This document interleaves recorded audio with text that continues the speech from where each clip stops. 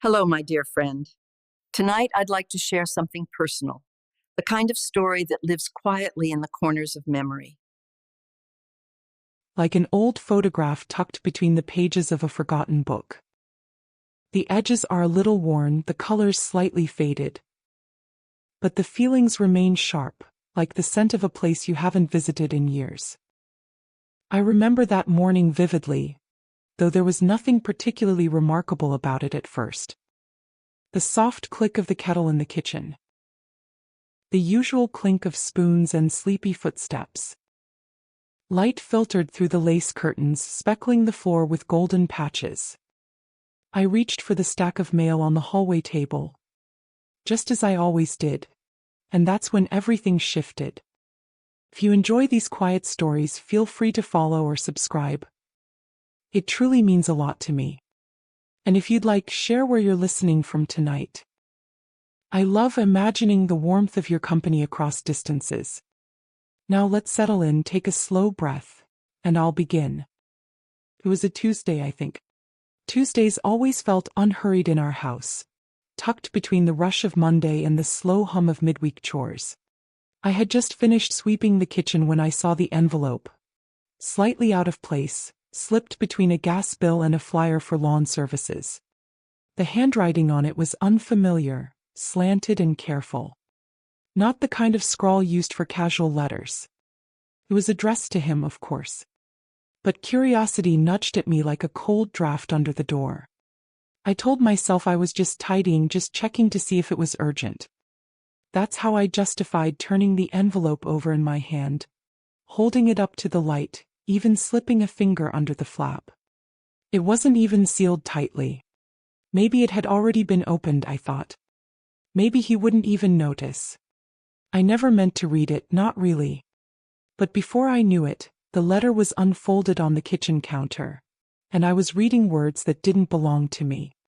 Her name was Lily. She wrote about the weekend they'd spent up north. A cabin. A bottle of red wine he liked. The way he laughed in the mornings, barefoot on the wooden porch. My hands trembled, but my eyes kept going, as if my body had been hijacked by a different version of myself. One who had always suspected but never wanted to know. There was a moment, right after I finished reading, when the world seemed to go still.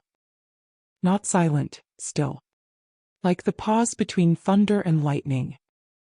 I stood in the kitchen, barefoot on the cool tile, the letter slack in my hands, and I felt something slip out of place inside me. Not snap exactly, more like a quiet unthreading. The kind you don't notice until your sweaters come undone. He came home that night like nothing had changed. Set his keys on the hook, kissed my cheek. Asked if I'd remembered to pick up more coffee. I said yes. My voice sounded normal even to me. But everything was different. Over the next few days, I became something I didn't recognize. A quiet observer in my own life. I watched him carefully. Not in anger, not yet. Just gathering. Listening more closely to the pauses in his stories. Taking mental snapshots of every odd glance at his phone. Once I watched him type something, then erase it, his thumb hovering over the screen. He saw me watching. Smiled. Said it was nothing. And maybe it would have stayed that way. Me knowing, him pretending. If not for the way the sunlight hit the corner of the kitchen table that next morning. Strange, isn't it? What wakes you up? I saw the light land on the exact spot I had set that letter down, and it made my stomach turn. I couldn't sit at that table anymore. Couldn't stir sugar into my tea without tasting the bitterness I'd read in her words. So I left the house. Just for an hour. Just to clear my head, I told myself. I walked to the park. The one with the little wooden bridge and the duck pond where we used to take Sunday strolls. I sat on a bench and watched a young couple with a toddler who kept dropping her stuffed rabbit. Every time it hit the ground, she'd wail, and every time her father would pick it up with exaggerated care, brushing off the imaginary dirt. He made her giggle. She clapped her hands like it was magic. I felt something ache behind my ribs. Maybe that's why I opened the letter. Because somewhere deep down I missed that kind of magic. The kind that feels effortless. The kind you don't have to chase or protect or question. When I got home, the kitchen looked exactly the same, but I didn't. And I think he noticed. He asked if I was okay, and I said I was just tired. I didn't tell him what I knew. Not yet. Part of me wanted him to confess. Part of me wanted to pretend I'd imagined it. But neither happened. Instead, I folded the letter and slid it between the pages of an old cookbook we never used. I went about the rest of my evening as if I hadn't read every detail of his betrayal. As if the words, "I love the way you look at me when you think I'm not watching," weren't echoing in my head every time I looked at him. That night, I lay in bed beside him. Our backs turned in that quiet, practiced way couples learn over time. I listened to his breath even out as he drifted to sleep. And I stared at the ceiling, wide awake, wondering when exactly I had stopped being the one he watched when he thought no one was looking. Whispers carry in kitchens more than people realize. The clink of a spoon, the hum of the refrigerator, the tick of the clock on the wall. They all seem louder when something inside you has gone quiet. That week, I moved through my routines like someone wearing their own skin backwards. Everything fit, but nothing felt right. He would hum as he made coffee. He always did. A low, tuneless thing that used to comfort me. Now it grated like someone singing the wrong song at the wrong time. I began noticing the smallest things, like how his phone never left his side, not even during dinner. He'd flip it face down when I entered the room, smile too quickly when I asked about his day, or brush past my questions with vague answers. It was all so polite. So practiced. And that made it worse. One evening, I caught a sliver of his voice in the hallway. Soft, rushed. A tone reserved for secrets and tenderness. "I'll call you back later," he whispered. Then silence. When I walked in a moment later, he was stirring the pot on the stove as though nothing had happened, asking if I'd remembered to buy more basil. I nodded, but I knew. I knew that kind of whisper didn't belong to a friend or a colleague. A few nights later, I stood behind the half-closed pantry door, pretending to look for rice, and listened to him in the next room. The way he laughed, too easily. The way he said her name, Lily, like it was a favorite word in his mouth. It didn't matter that I couldn't hear her response. The rhythm of their exchange told me everything. I thought about confronting him. So many times. But fear kept me still. Not just fear of the truth, but fear of what would come after. What if he denied it? What if he cried? What if I wasn't ready for either? So instead I watched. And I remembered. I remembered our early days when we had nothing but cheap furniture and time. When we used to slow dance in the kitchen at midnight just because. He once told me my laugh was his favorite sound. I believed him. I built a life on believing him. The memories didn't hurt me yet. They just confused me. Maybe that's what betrayal really is. It's not the lie, not at first. It's the way the lie makes you question every truth you ever held close. Was he already thinking of her when we went to my mother's for Christmas? Was he texting her while I cried on the bathroom floor that awful week we lost the baby? Did he look at me, really look at me, when he said, "forever"? One afternoon, I sat in the garden behind our house. The rosemary bush was dry. I hadn't watered it in days.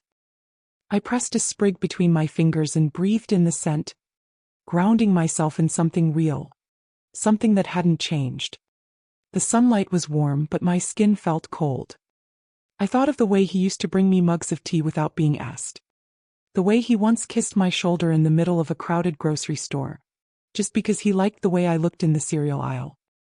And then I thought about how I hadn't felt seen in months. There was a small moment, strange now that I think of it. I was folding laundry and found a pale green ribbon tangled with a pair of his socks. I didn't recognize it. It didn't belong to me. I held it up to the light, turned it in my hands, tried to remember if I had ever owned anything like it. But no, it smelled faintly of lavender and something sweeter. Perfume, maybe. I stood there holding that soft thread, and I realized it was probably hers. I could have asked. I could have waved it in front of him and demanded an answer. But I didn't. I slid it into my pocket instead. I needed time. Not just to plan what to say, but to prepare for the weight of everything that would come after. At night, I found myself replaying old conversations, trying to hear them with new ears. Was that joke really so innocent? Was that pause just a breath or a cover for a lie? And yet, even in the midst of suspicion, I found myself longing for one of his arms around me from behind, hugs. The ones he used to give without thinking. I missed that comfort so much it almost hurt more than the betrayal itself. One morning while he was in the shower, I stood at the bathroom sink and looked at myself in the mirror. Really looked. My eyes were tired. My mouth had forgotten how to smile without effort. I leaned closer. A small scar above my left eyebrow caught the light. He used to kiss it. Said it made me look interesting. But now I wasn't sure if he even noticed it anymore. I touched the scar lightly as if I could wake it. Wake myself. That day I didn't cry. It just felt hollow. Like I was walking around inside a shell of my own life. Maybe that's why people stay longer than they should. Not because they're weak, but because leaving means stepping into an unknown version of yourself. And the familiar, even when it's painful, feels safer than the dark. Still, something was changing. Slowly, like the first cracks in ice before a thaw. The whispers were becoming unbearable. The weight of pretending too heavy to carry much longer. I told myself I'd confront him soon.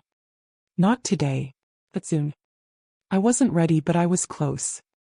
The night I couldn't sleep wasn't stormy or cinematic. It was quiet. Too quiet.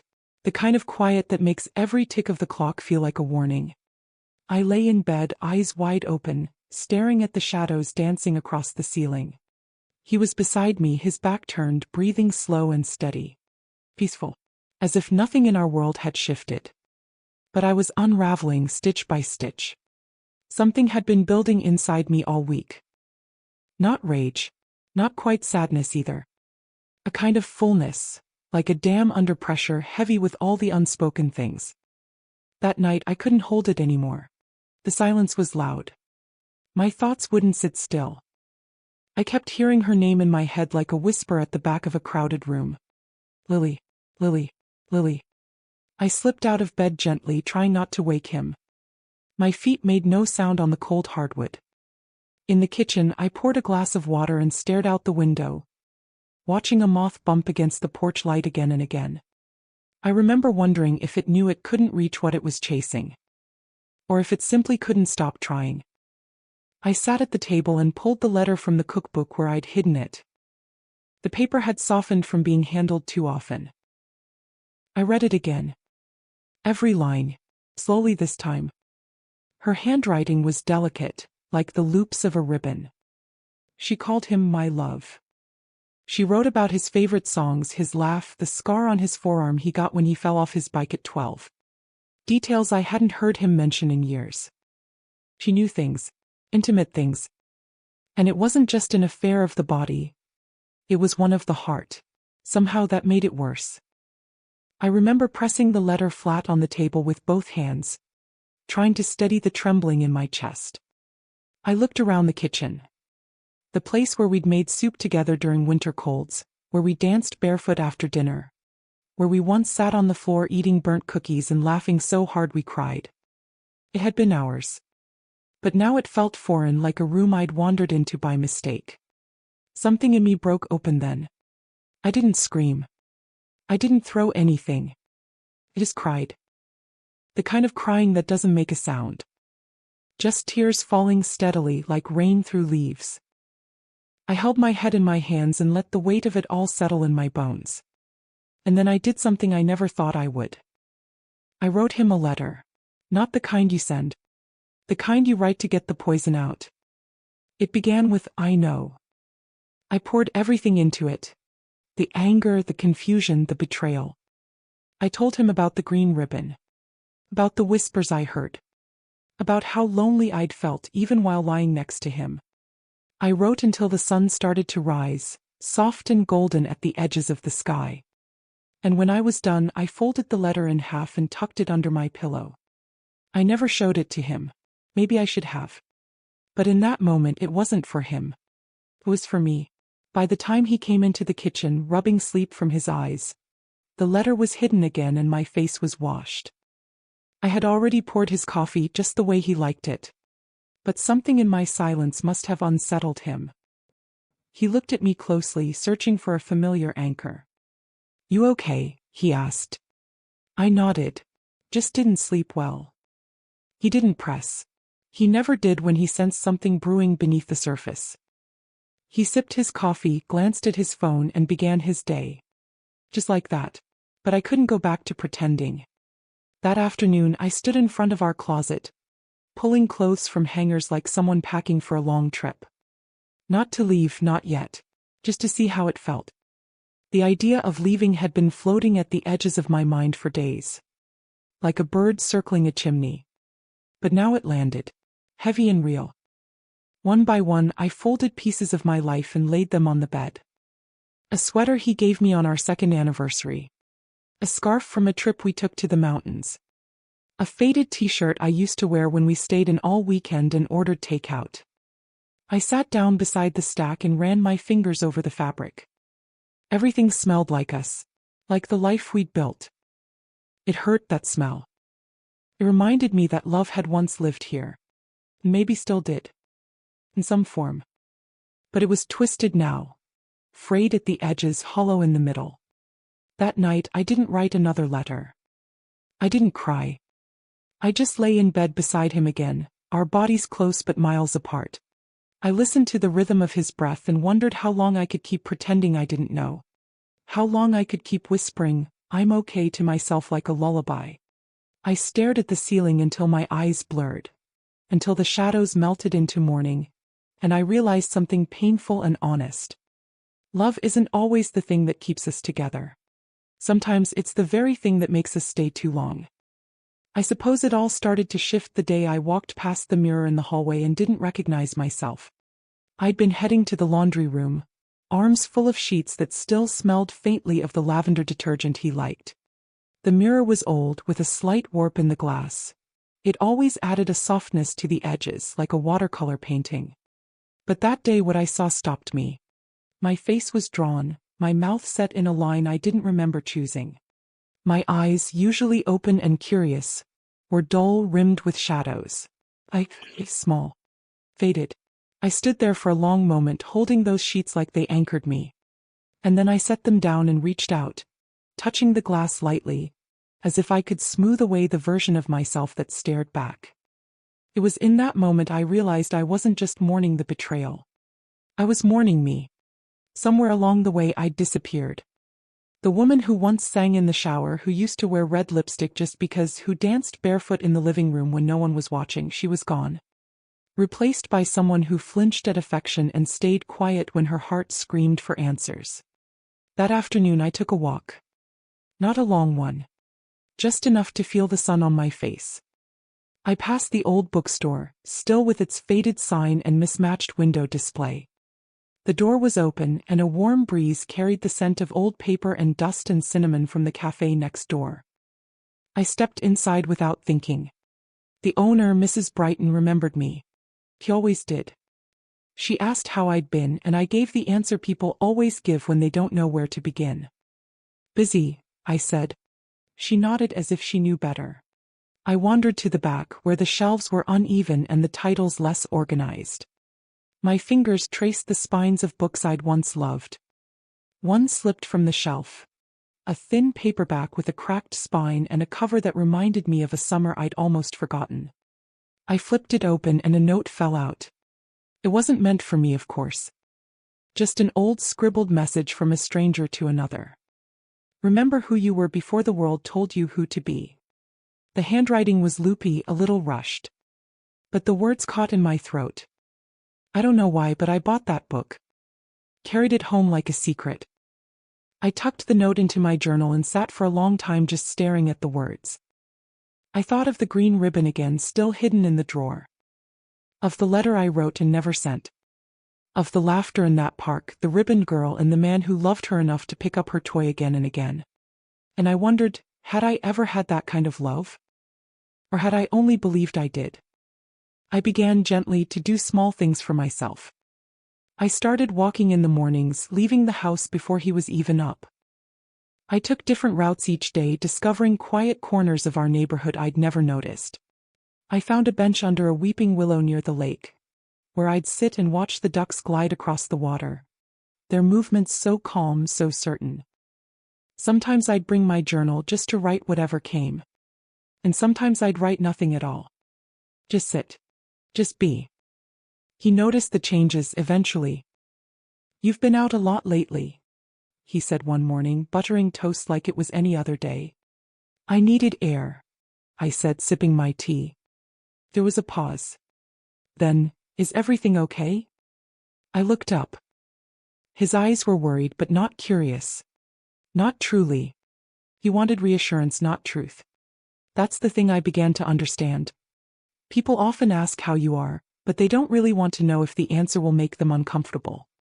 I just nodded. "I'm figuring things out." And that was true. The biggest change came the day I caught myself humming. Just a soft tune under my breath as I folded laundry. It startled me. I hadn't made music of any kind in months. That little hum was a flare in the darkness. A reminder that some small piece of me was still alive beneath the grief. So I followed it. I pulled out my old sketch pad from the hall closet, dusty and used for years. I used to draw all the time. Not for anyone else, just for me. I found a pencil and sat by the window, letting the light spill across the page. My hands were rusty, my lines uneven, but I kept going. It wasn't about perfection. It was about permission. Each day I gave myself a little more of it. Permission to rest. Permission to feel. Permission to remember who I was before I became someone's wife, someone's afterthought, someone betrayed. Maybe that's why I didn't scream when I found the second letter. It was tucked into his coat pocket, barely hidden, as if part of him wanted me to find it. This one was shorter. Still from Lily. Still filled with sweet nothings and longing. "I miss you," she wrote. "Come soon." I stood in the hallway, the coat heavy in my hands, the paper crackling slightly as I unfolded it. I didn't cry. I didn't even sigh. I just read it once, slowly, then folded it again and set it on the hallway table. When he came home that night, I didn't mention it. I served dinner, laughed at something on the television, washed the dishes, and kissed him good night. But in my heart, I had already left the room. I didn't leave right away. It's strange how we sometimes stay in places long after we've outgrown them.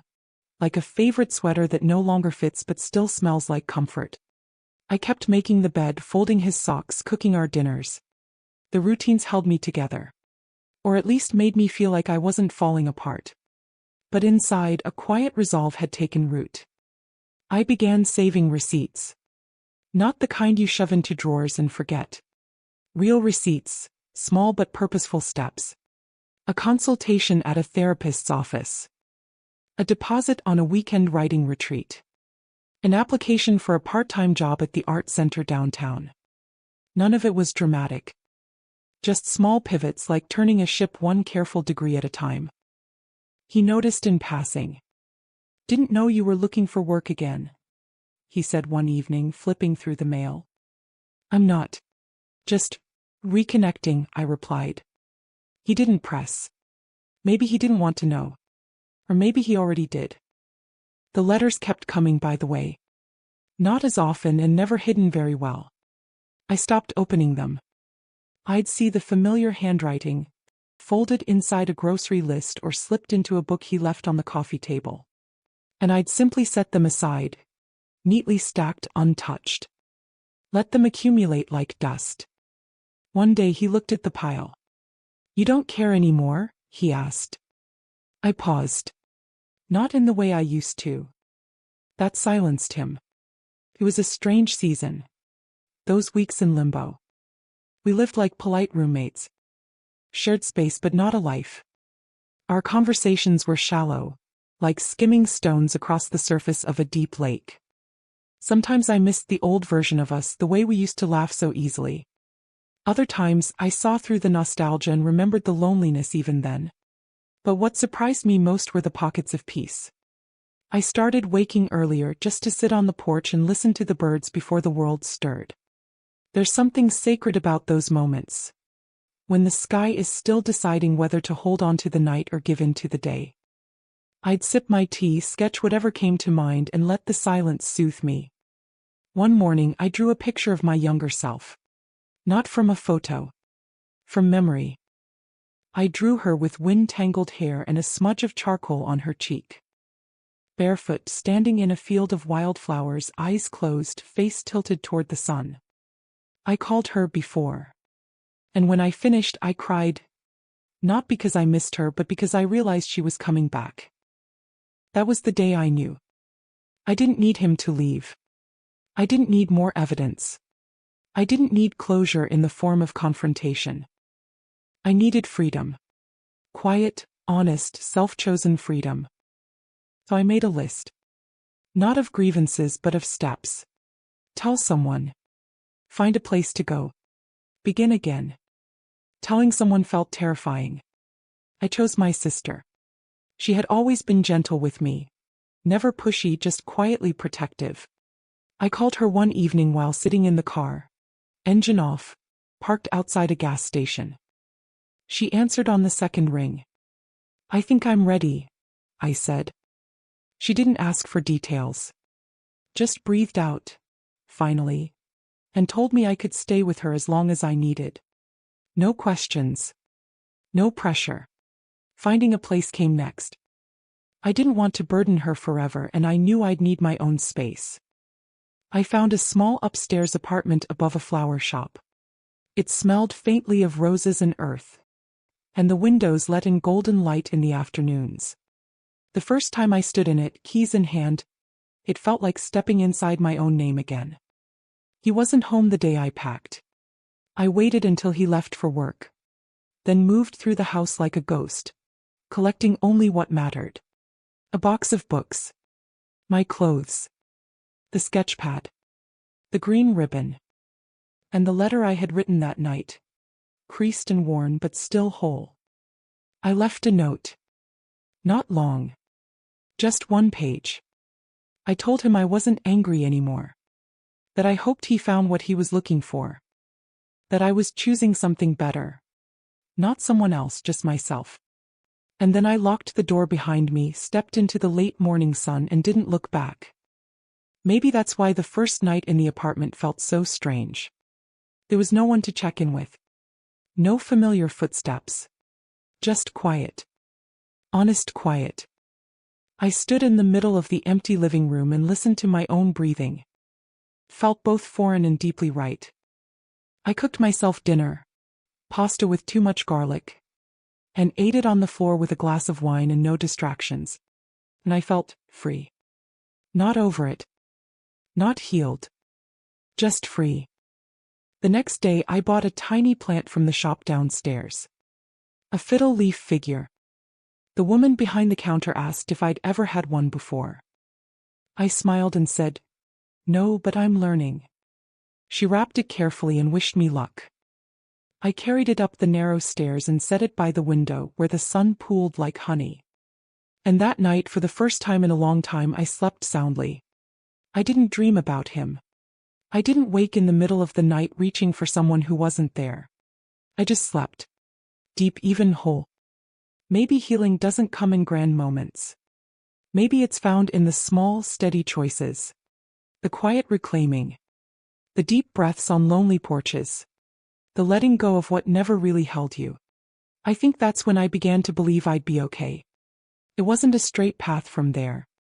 Healing rarely is. Some mornings I still woke with a heaviness in my chest, like my heart had forgotten it was free. I'd stare at the ceiling, tracing the cracks in the plaster, wondering if maybe I'd made a mistake. But then I'd catch the light filtering through the curtains, soft and golden, and remind myself I wasn't living in the ache anymore. I was living in the after. And the after, however quiet or uncertain, was mine. I started going to the art center twice a week. I taught a small beginner's class on Tuesdays. Just watercolors. Nothing fancy. Retirees mostly. A few quiet teens. We'd sit in a circle, paint splashed across plastic-covered tables, and I'd guide them through sunsets and still lives and forget-me-nots. But what I loved most was the silence that settled in once the brushes touched paper. A shared stillness. Everyone lost in their own little world. One afternoon, a woman named Claire stayed behind. She must have been in her late 60s, with wild gray curls and eyes that twinkled like she knew more than she let on. "You paint like someone who's been through something," she said, rinsing her brushes. I smiled. "I think we all have." She nodded slowly. "But not everyone comes back with color." That stuck with me. I wrote it in my journal that night and underlined it twice. Not everyone comes back with color. Maybe that's what I was doing, bringing the color back. Not just to the page but to myself. There was a coffee shop down the street from the studio. I started going there after class. I'd bring my sketch pad and sit by the window, sipping chamomile tea and watching the world pass. The barista Jonah always remembered my order. He had a gentle way about him. Never pushy, never prying.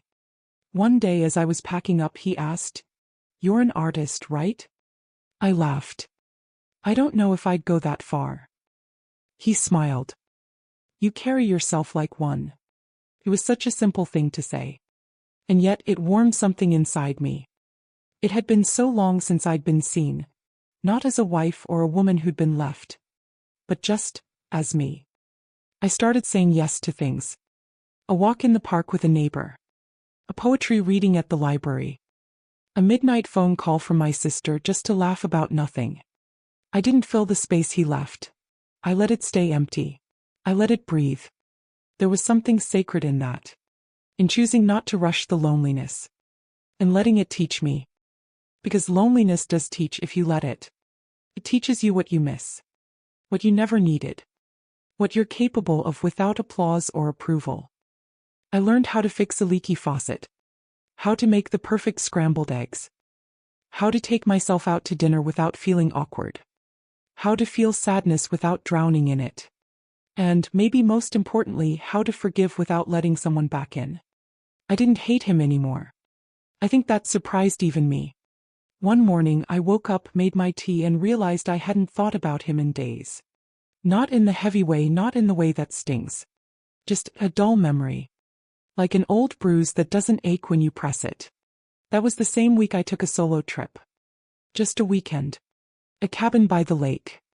I brought books and a blanket and a bottle of red wine. I didn't tell anyone exactly where I was going. It wasn't secrecy.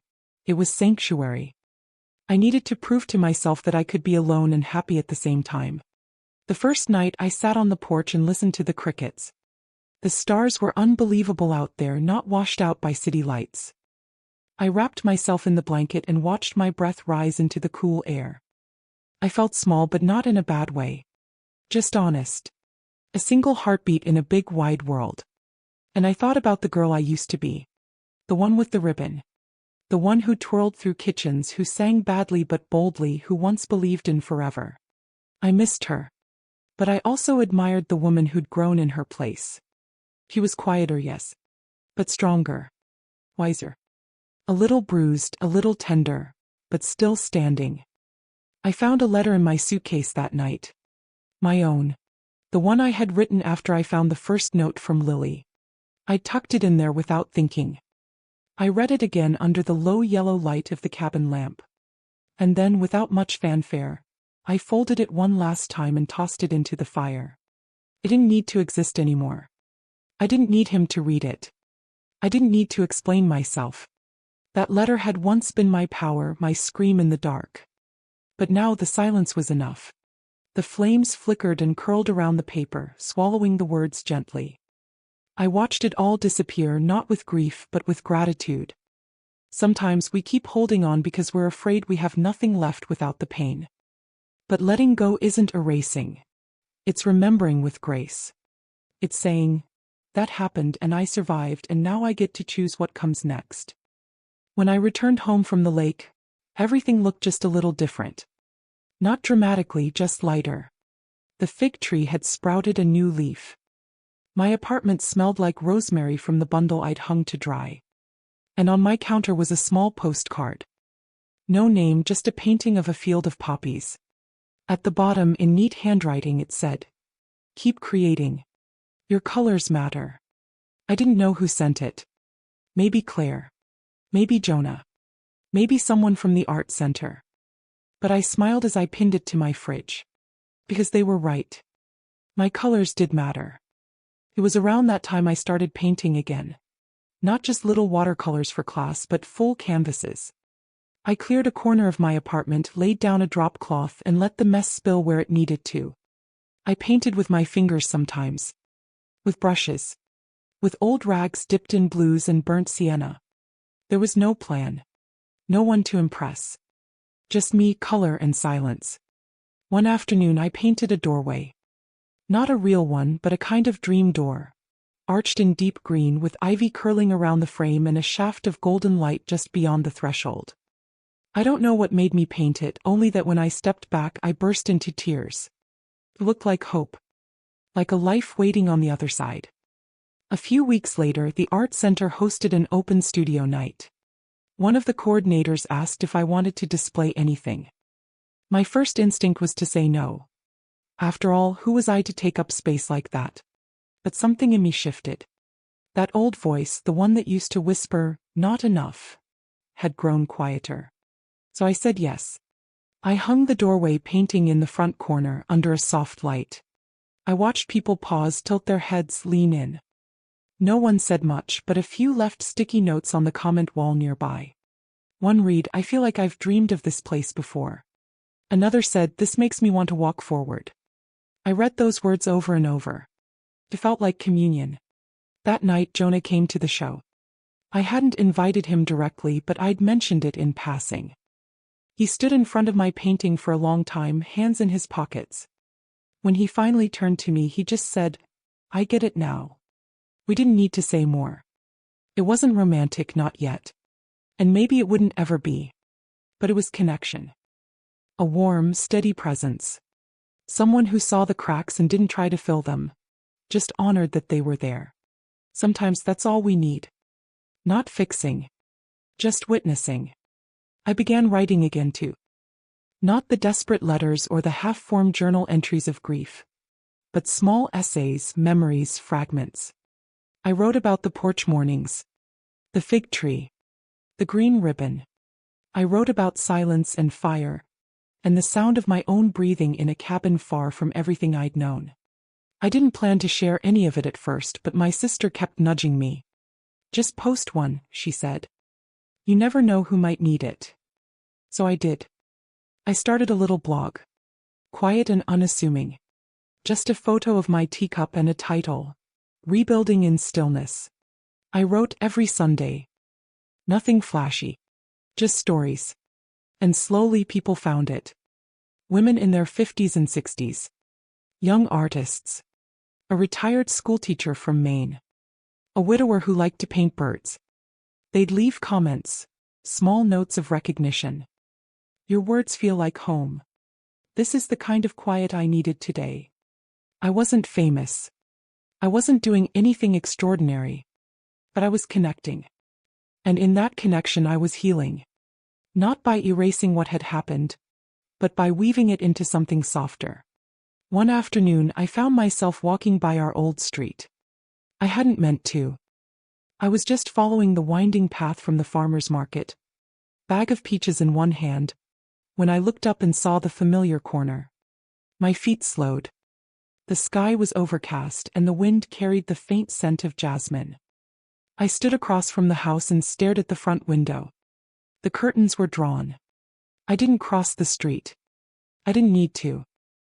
I stood there for a moment, quiet and still, and whispered, "Thank you." Not to him, but to myself, for leaving, for surviving, for growing. And then I turned around, walked back to the present, and didn't look back. Later that week I cleaned out an old box of things I hadn't touched since the move. Inside, nestled between an old scarf and some dried lavender, I found the ribbon. The same green one from years ago. I'd forgotten I'd saved it. I held it in my hands for a long time, running my fingers along the worn satin. It smelled faintly of the cedar chest it had lived in and something else. Maybe dust or memory or time. I didn't cry. I didn't ache. I just tied it around the base of my fiddle leaf figure, a quiet offering to the past. A soft nod to the girl I used to be. It was spring again. The air smelled different, richer somehow.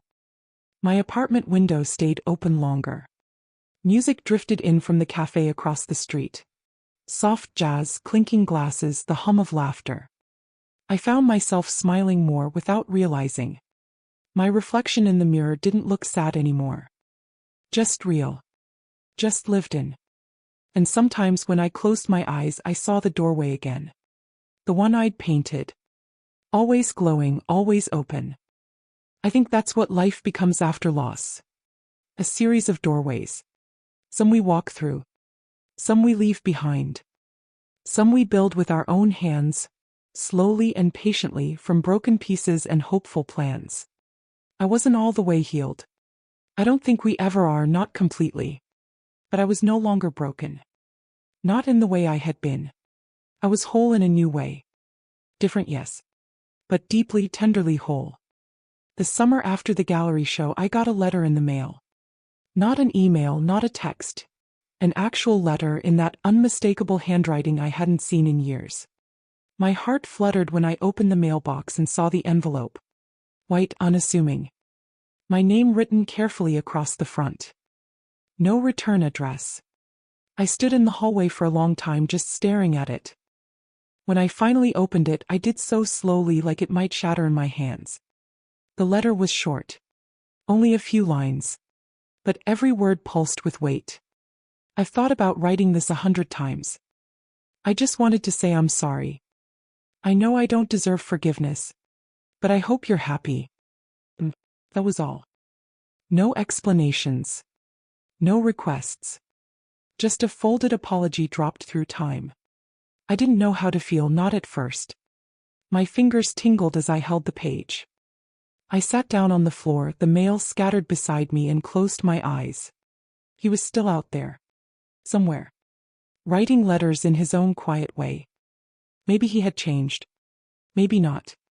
But it didn't matter. I wasn't angry. That surprised me. I wasn't even sad. What I felt honestly was grace. Not the kind you extend to someone else. But the kind you give yourself when you realize you've outgrown the person who once shattered you. I folded the letter neatly, slid it into a drawer, and made myself a cup of tea. I didn't write back. That night I walked to the overlook.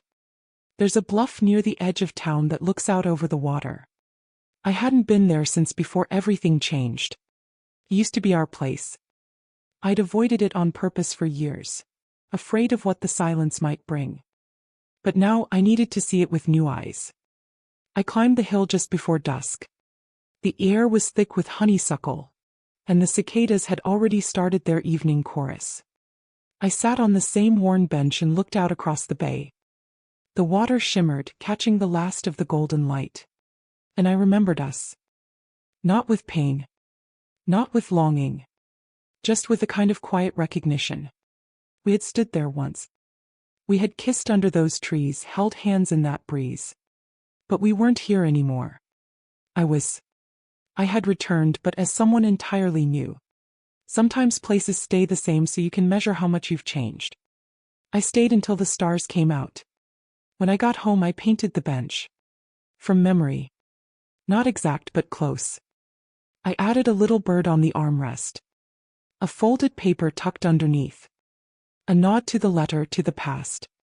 I called the painting Return. It was the first piece I sold. A woman named Eloise bought it. She said it reminded her of the bench where her late husband proposed. She cried when I wrapped it for her. Hugged me softly. Said, "Thank you for painting what I couldn't say." Strange how grief translates like that. How it finds mirrors in strangers. After that, I started getting commissions. Small ones at first. Pet portraits, memories, abstract pieces for people's dens. Each time I sat at the canvas, I tried to find the feeling underneath the request. That's what painting had become for me. Not about getting it right, but getting it felt. One woman sent me a photo of her childhood home. She said her mother used to play piano while she did homework at the kitchen table. I painted the scene as best I could. In the background, through a thin window, I added a faint figure at the keys. The woman cried when she saw it. "That's her," she said. "I don't know how you knew, but that's her." I didn't know. I just listened to the story, closed my eyes, and painted what I imagined the love looked like. Maybe that's how we rebuild. By loving other people's stories when our own has left a scar. By bearing witness. By translating silence into color. By showing up. And slowly my days filled again. The mornings belonged to tea and fig tree pruning. Midday I'd paint or walk or write. In the evenings I taught or read or met a friend for a slow dinner. It wasn't glamorous. But it was whole.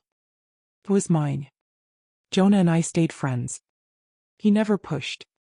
Sometimes he'd bring by a slice of lemon cake from the cafe. Or ask for help framing a new photo he'd taken. He was thoughtful like that. Always aware of the edges of people. We never became a couple, but there was something beautiful in that too. Not every connection needs to turn into love. Sometimes companionship is its own kind of grace. My sister visited more often. She brought old photo albums and we'd sit for hours flipping through them. One night we found a picture of me at 15. Hair wild, wearing a green ribbon and a crooked smile, dancing barefoot in the grass. "I forgot she existed," I whispered. My sister smiled. "But she didn't forget you." I kept that photo on my desk. It reminded me of where I started. Of the joy I'd carried before the bruises. And slowly I began to believe I could carry it again. Not in the same way, but in a deeper, quieter one. That summer I got an email from a small publishing house. They'd come across my blog. Said they loved my voice. Asked if I'd ever considered turning the essays into a book.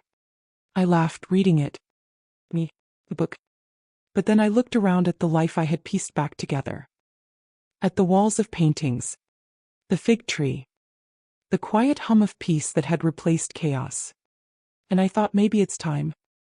Maybe there's more to share. The first time I saw the draft cover for my book, I cried. It was soft and simple. A painting of a fig leaf with a thin green ribbon draped across it. No title yet, just a mock-up from the designer. But something in me ached when I saw it. An ache that wasn't sorrow anymore, just memory wrapped in gentleness. I touched the screen like it might pulse with warmth. The book came together slowly. I wrote at my kitchen table in early mornings and late evenings, sipping tea and revisiting old journals, half-forgotten letters, sketchbooks stained with time. The essays flowed out, some nearly word for word from the blog, others reworked with layers I hadn't known were there. And I told the story, all of it. The porch mornings, the betrayal, the green ribbon, the fig tree, the silence, the return. There was no revenge, no grand redemption arc, just a slow, stubborn path back to myself. A path lit by tiny moments, the smell of jasmine on a summer walk, the feel of paint drying on my fingers, the voice of someone who saw me without needing to fix me. When the publisher asked me for a title, I said almost without thinking, maybe just The Ribbon and the Fig Tree. They loved it. I did too. The book came out quietly, just like me. No big fanfare. But word spread in its own small way. I started getting letters, handwritten ones, from women in Kansas, Australia, Maine. One said, "I left after 30 years. Your story helped me believe I wasn't too late." I kept every one of them. There was something about holding someone's story in my hands that reminded me how sacred survival is. Not just mine, ours. The collective chorus of people who've stood at the edge of despair and chosen, somehow, to build a life from the splinters. I started speaking at libraries, book clubs, even a community center or two. Always small rooms, always quiet circles. I told my story the way I've told it to you. Slowly, with room to breathe, with pauses where the silence could speak too. Sometimes I cried. So did they. And every time someone would wait after the event. Someone trembling, someone holding their own story like it was still too hot to touch.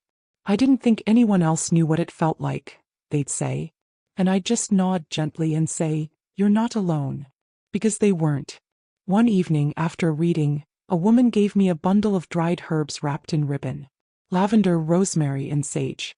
"To bless the next part of your journey," she said.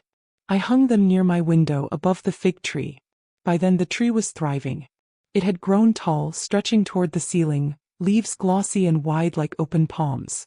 I repotted it that spring, my hands deep in the soil, humming an old tune I couldn't place. Maybe something my grandmother used to sing.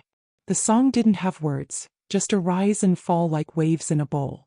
It felt like home. One morning I woke up and realized I hadn't thought of him in weeks. Not with pain, not with longing, just not at all. The absence of ache surprised me.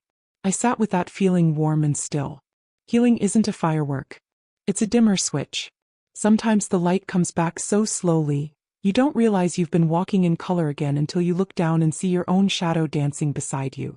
That summer I took a trip by myself. Not to escape, just to explore.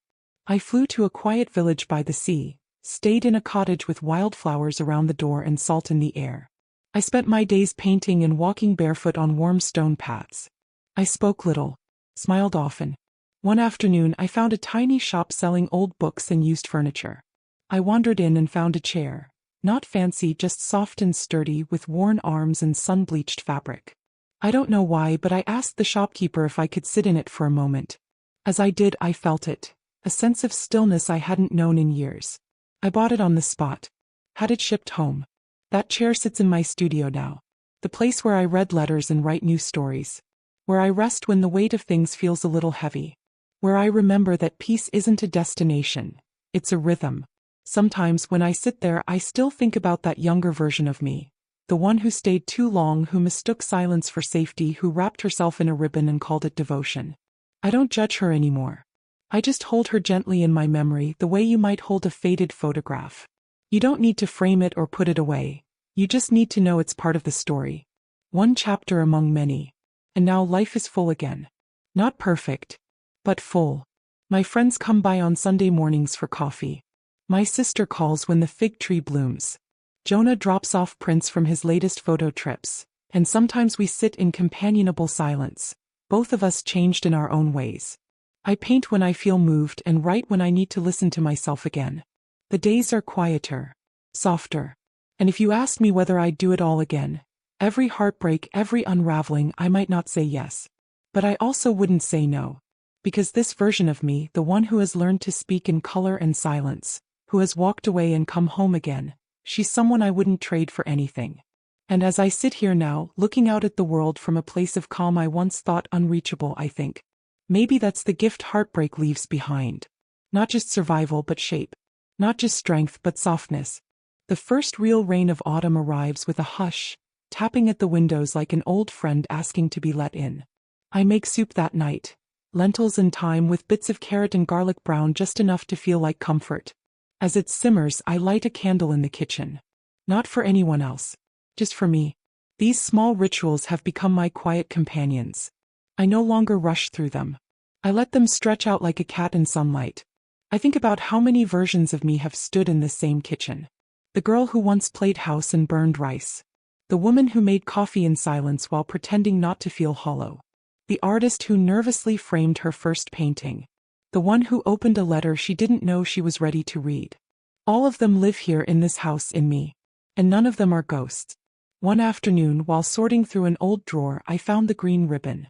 Still soft, though a bit faded at the edges. I held it in my hand for a long time, smoothing it between my fingers. It didn't feel like an emblem of sorrow anymore. It felt like a relic from a life that had taught me everything I needed to know about letting go. I didn't throw it out. Instead, I stitched it into the lining of my favorite coat. Not to hide it, but to carry it differently. Not as a wound, but as a thread in the tapestry. Something that shaped me. Something I survived. I still get letters now and then. Some come from readers, others from people who saw one of my paintings in a friend's home or passed my name along a quiet chain of kindness. Each one is a reminder. Stories ripple. Even whispered ones. Especially whispered ones. I think that's what I'd tell my younger self now, if I could sit beside her on that porch in the early days, when she still hoped he'd change and doubted her own worth. I'd tell her, you are already enough. You don't need to be needed to be worthy. You don't have to stay loyal to someone who doesn't see you. You don't have to make yourself small to be safe. And when your heart breaks, and it will break, you will not be lost. You will just be starting over. The final painting I made before winter was called Homeward. It's of an open window, soft curtains billowing, a cup of tea on the sill. In the distance, a fig tree leans gently toward the light. And on the windowsill, just barely visible if you look closely enough, is a ribbon, tied loosely around a small bouquet of dried rosemary. It's not the most detailed work I've done. Not the boldest. But it might be the truest. Someone bought it a week later and sent me a note that simply said, "This is what healing feels like." I cried when I read that. Because yes, healing is the scent of time in the kitchen. It's the click of a pen opening. The brush stroke that doesn't go the way you plan but ends up being just right. It's sleeping alone and not feeling lonely. It's laughing so hard with your sister you drop your tea. It's forgiving someone who never apologized. And forgiving yourself for waiting so long for that apology. And then just living. I still walk to the bluff sometimes. The bench is older now, but it's still there. The view hasn't changed much. The same sweep of water, the same dip of trees. But I see it differently each time. Not with longing. Not anymore. With awe. That I lived through it. That I built something after. That the quiet, tender woman I am now is not what's left over, but what emerged. And as I sit with that, let me say this before the night winds down. I don't know what shape your heartache took. I don't know what you had to leave behind or what part of you still aches when the house gets too quiet. But I hope you know you're not alone. Not tonight. Not ever. You too can rebuild. Even if you don't yet know what the new shape looks like. Just start with something small. A walk. A warm meal. A letter to yourself. Let it be enough. Let you be enough. The rest will come. It always does. And now, my dear friend, the hour has grown late. The light outside has dimmed to that soft, smoky blue that comes just before dreams begin. Maybe you're curled up somewhere warm, wrapped in a favorite blanket, a pet at your feet, or just the quiet company of stillness. Wherever you are, I hope this story kept you gentle company. It's a strange thing sharing a heart this way, laying it bare through memory and time. But perhaps that's what stories are for. Not just to be heard, but to remind us we aren't walking alone. So thank you for sitting with me tonight, for listening, for breathing alongside my story. It means more than I can say. If you enjoy these soft, winding stories, you're welcome to follow or subscribe. It truly warms my heart to know they matter to someone. And if you feel like it, let me know where in the world you're listening from. I like to imagine these quiet hours rippling outward, little points of light in the dark. For now, though, we've reached the end. Let's leave the past where it belongs, held, honored, and behind us. Let the night settle softly around you, like the hush of rain against old windows. You are safe now. You're whole. And tomorrow, when the light returns, I hope you'll carry a piece of this calm with you.